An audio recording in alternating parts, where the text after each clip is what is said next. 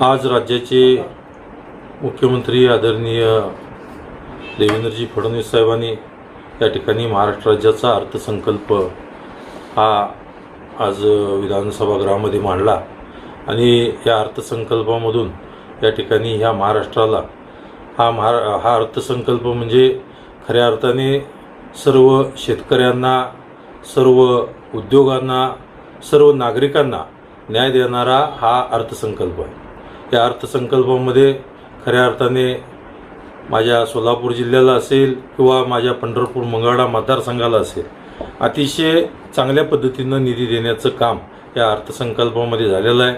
आणि या अर्थसंकल्पामध्ये खरं म्हणजे शेतकऱ्यांची कर्जमाफीचं धोरणसुद्धा अतिशय चांगल्या पद्धतीनं या ठिकाणी केलेलं आहे। शिवाय सोलापूर जिल्ह्यामध्ये या ठिकाणी उमेद मॉलचं उभारण्यासाठी सुद्धा या ठिकाणी मंजुरी दिलेली आहे। शिवाय 7.5 HP पर्यंतच्या सर्व शेतकऱ्यांना या ठिकाणी वीज बिल माफ करण्याचं सुद्धा धोरण या ठिकाणी आदरणीय मुख्यमंत्र्यांनी घेतलेलं आहे। शिवाय आज या ठिकाणी बघत असताना या मुख्यमंत्री लाडकी बहीण ही योजनेसाठी सुद्धा भरीव निधी देण्याचं काम या अर्थसंकल्पामध्ये खऱ्या अर्थाने झालेलं आहे।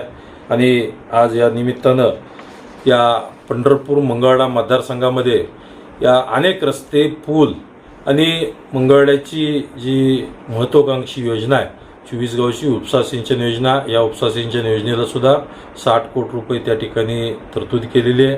शिवाय 20 कोटीची रस्ते हे मंगळवेढा तालुक्याला दिलेले आहेत। आणि या ठिकाणी पंढरपूर तालुक्यामध्ये जवळजवळ माझ्या मतदारसंघामध्ये आणि तालुक्यामध्ये या ठिकाणी जवळजवळ 421 कोटीचे रस्ते आणि पूल हे पंढरपूर तालुक्यामध्ये दिलेले आहेत।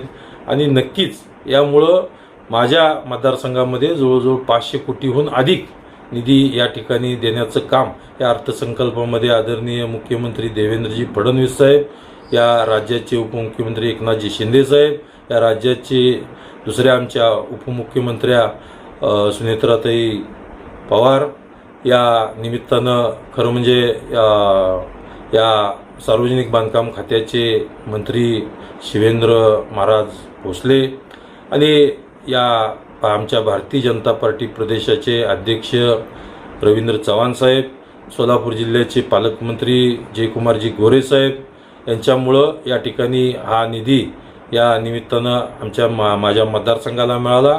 मी मनापासून या सरकारचं अभिनंदन करतो, मनापासून त्यांचं पंढरपूर मंगळवेढा दोन्ही तालुक्याच्या वतीनं, जनतेच्या वतीनं त्यांचं आभार मानतो। धन्यवाद।